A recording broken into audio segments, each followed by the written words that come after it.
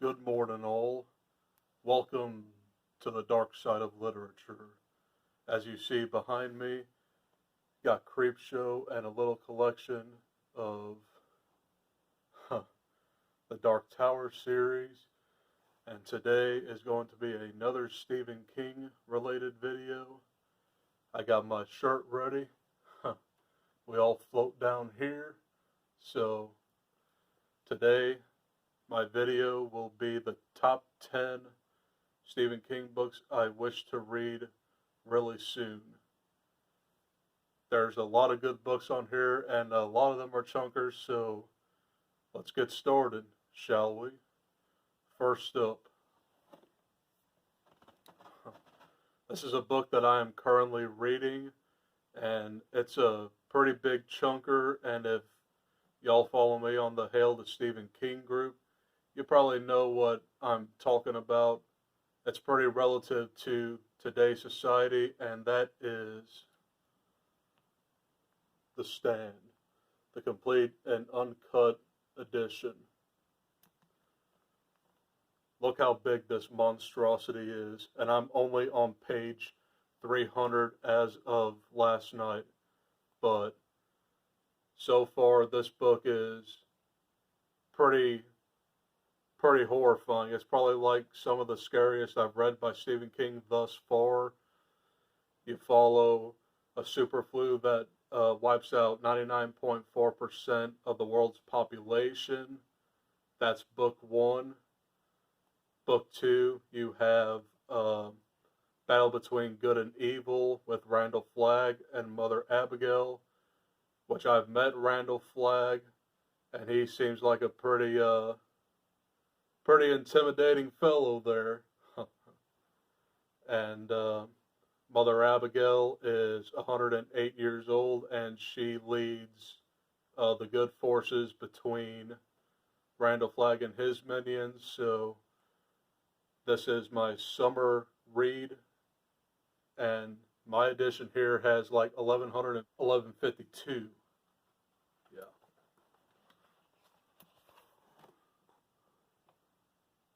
See that? Yeah.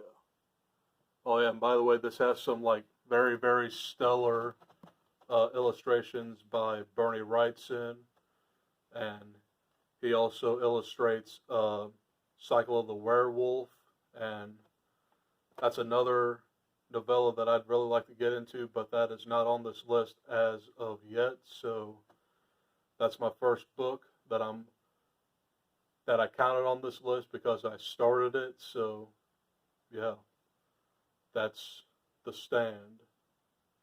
Next up,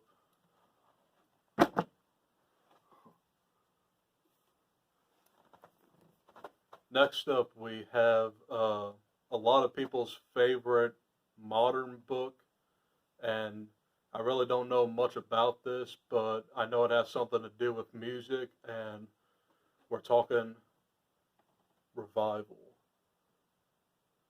Okay, in this one, there is a superpowered minister who,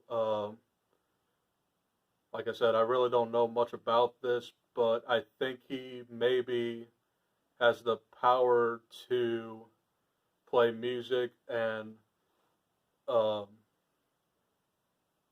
command like lightning shocks, as you see the cover here. So apparently it has something to do with lightning, and I heard that this might be another scary book to read because the villain, Charles Jacobs, is super overpowered, and I've heard that this one sounds really good as well, and I plan to read this probably in the middle of The Stand, so I'm looking to maybe start this in July or possibly August, but I read it last summer, and that took me all the way up to August, and that's literally as long as The Stand. So yeah, revival, can't wait to get to this one. It sounds really good and pretty terrifying, and it's not that long either, especially in this edition.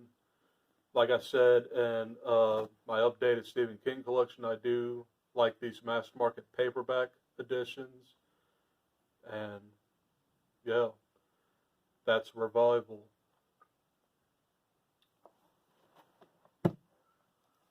Next up, next up we have another honker that I'd like to get to by the end of the year. Well, roughly like the fall season, and I have 11/22/63. And this one, it is a historical novel about an English teacher named Jake Epping, and he goes back to, well, he starts off in like the 50s. I think it's probably like 1957 or 58. It's about the same time the events in It happened. So I heard that there's like a little cameo in Derry where he sees like Ben and Beverly dancing, and yeah, he just goes back in time to prevent the assassination of John F. Kennedy. And I heard that this is a really, really fantastic book, and it's got a very, very good Hulu miniseries with it that I've yet to see, but I'm willing to give it a shot. And I heard that this might have a very emotional ending, so can't wait to get to this one. I will probably start this as soon as like September at the earliest if I get through The Stand and Revival. So that is 11/22/63. And like I said, this is another honker. Yeah, my version has 849. So yeah, that is 11/22/63. Can't wait to get to this one. So let's move on to the next book, shall we?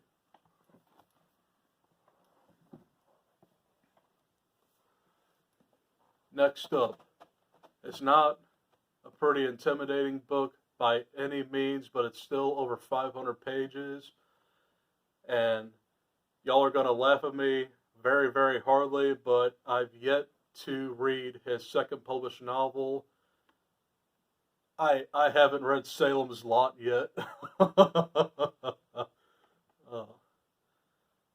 Salem's Lot is about a group of vampires who stalk the town Salem's Lot, and I heard that this is a very, very terrifying novel, so I don't really know much about this, but I really dig that cover, and this is kind of like the same edition that I have in The Stand, where it has that very simple cover, and yeah, and this one, Kurt Barlow is the main Nosferatu-looking vampire, and I've yet to see the miniseries of this either, but I'm willing to give like the Stand miniseries a try and this miniseries a try. So, yeah, don't laugh at me, but I haven't read Salem's Lot yet. But anyway, I'm still like in the shallow end of Stephen King, and I picked these particular books because they sounded the most interesting to me. But yeah, anyway, that is Salem's Lot. Next up. Next up, we really don't have that big of a book, and it is probably going to be my first Bachman book that I will ever read. And I mentioned this book in my updated Stephen King collection. It is collected in the Bachman books, but I have it as a standalone, and I am talking about The Long Walk. Now, like I said, I talked about this in my updated Stephen King collection. We know that it's an annual event that follows 100 boys who have to walk at about like 4 miles per hour, and if they slow down or stop, the moderators will shoot them dead in the street. And I heard that this may be an exhausting book to get through, but I heard that it is a really, really fine book. So can't wait to get to this one. This probably won't happen until maybe like November or December, because I'm thinking about doing Salem's Lot for like an October book, because it's vampires and vampires equals Halloween. But anyway, so this will most likely be the last book that I read in 2020 by Stephen King, so can't wait to get to this one. All right, that's The Long Walk. Next up,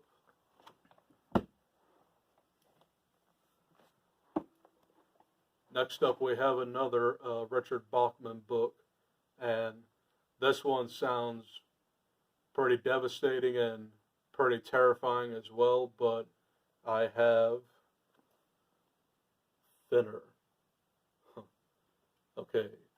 Thinner tells the story of, I believe he is a lawyer, and he hits a gypsy woman, and she curses this man, and he starts losing weight rapidly, and it's a pretty gruesome body horror book. And yeah, I do know the ending to this, but I don't want to spoil it for anybody who hasn't read this, but I've yet to see the movie, and I heard the movie's not really all that good, but this sounds like a very, very promising premise. I cannot wait to get to this one. I've had this for probably almost a year, and I just haven't got to it, so yeah. We have Thinner. This will most likely be in going on to next year, like January, February, so yeah.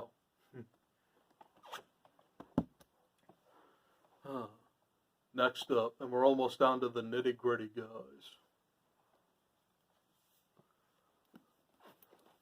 Next up, continuing the Richard Bachman-esque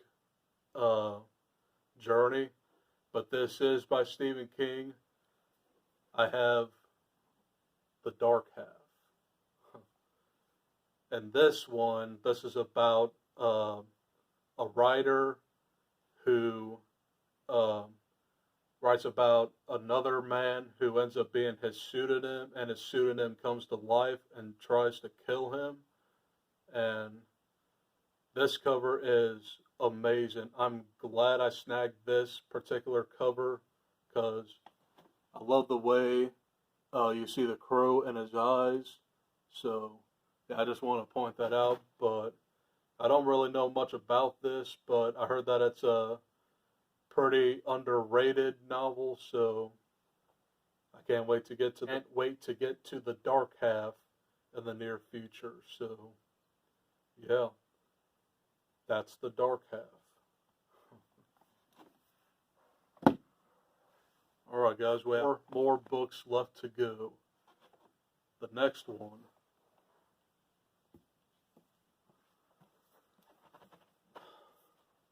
one is a short story collection that I have been dying to read, and this one has 22 stories. It's a little bit longer than Night Shift, but I mentioned this in my first video that I've yet to read Skeleton Crew. And this one, like I said, this has 22 horrifying tales. This one includes The Mist, which is the very first story in this collection, and this has The Jaunt, The Raft, and let's see, yeah. Here's a list of all his stories in Skeleton Crew, and I've heard that The Jaunt is a really, really emotional story, and The Raft is probably like one of my all-time favorite King shorts, because it is in Creepshow 2. Probably like the best part of the entire Creepshow franchise. So I do have a video review of The Mist coming for y'all next Friday, so can't wait to do a movie review on that, but I can't wait to get the Skeleton Crew, and I'm sure that this will probably be read in between the Dark Half and the next book I'm gonna give y'all. So that's Skeleton Crew. Moving on. All right. The next book is probably gonna, well, it is my very first novella collection that I'm ever gonna read. I've got quite a few more on this shelf, but I'm gonna start off with Different Seasons. This one has The Shawshank Redemption and Rita Hayworth. I mean, whoa. Apt Pupil, The Body, and I believe it is The Breathing Method. Yeah. But 3 movies were adapted from this collection, and Shawshank Redemption happens to be like one of my all-time favorite movies, and that is the opening story to this. And we know that has a wrongfully convicted felon who allegedly killed his wife, and he got sent to prison for it, and it's about his redemption story. He meets Red, and they form a lifelong friendship, and you know what the Shawshank Redemption is about. It's a perfect movie, and I might have like a review coming for that soon on my channel. I'll probably like post another poll in the near future. But anyway, this also has The Body, not Stand By Me. And it's about these 4 kids during one summer go looking for a dead boy who got hit by a train, and they try to beat the bullies after them. And this is very, very fine story and a very, very fine movie that it's probably one of Stephen King's best adaptations, and it's one of Rob Reiner's best films, and love Stand By Me. But yeah, Apt Pupil, I believe it is about a young teenager who looks after like a Nazi officer who doesn't know that he's a Nazi officer, and they form a friendship. But I don't know much about Apt Pupil. I've never seen the movie, but I heard that that one might be a very underrated movie as well, so I'll probably give that a try. Now, The Breathing Method, I have absolutely no idea what that one is about, but I'll do an update on what that one is about. But I think it follows a woman who, let me see, a disgraced woman is determined to triumph over death in the breathing method. That's what the synopsis gives me, so I'm intrigued to see how that one turns out, but that's the only story in here that hasn't got an adaptation yet, so that's Different Seasons. And I really dig this cover, by the way. Alright guys, we got 2 more books here.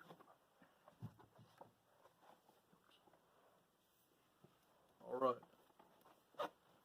The next book on this list is, don't laugh at me, but I haven't read this novel either, and it's another one of his earliest novels. And this one is The Dead Zone. I've heard that this one has a very, very good Christopher Walken adaptation. I've yet to see this one. This was also made into I believe it was either ABC or CBS TV show, like back in the 2000s, and that had Anthony Edwards in it, and This tells the story of a man who nearly dies in a car accident, and he is awakened from a coma, and he develops psychic powers, and he has to try to assassinate like a government official, and yeah, don't know much about this one, and I know a lot of people love this book, so I'm willing to give it a try, and that is The Dead Zone. The last book on this pile of awesomeness will be the last book that I would love to talk about is another one of my all-time favorite movies. Not just Stephen King, but all-time favorite movies. This is easily in my top 10, and I'm going to get to The Green Mile.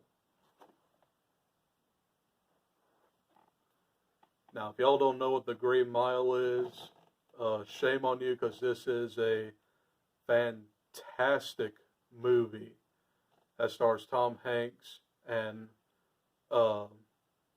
Michael Clark Duncan, and it is about a prison guard who befriends a not so intelligent prisoner, and the prisoner is convicted of killing 2 little girls, which he was not a part of. He never did anything. While the prisoner in here has supernatural powers, he's almost like Christ in a sense. He delivers resurrections. He cures the sick, and this is probably going to be a pretty emotional read for me, because I know what happens to John Coffey in the end, and it's pretty devastating movie ending, and I'm pretty sure that the ending is going to be pretty sad too. So that is The Green Mile. All right, guys.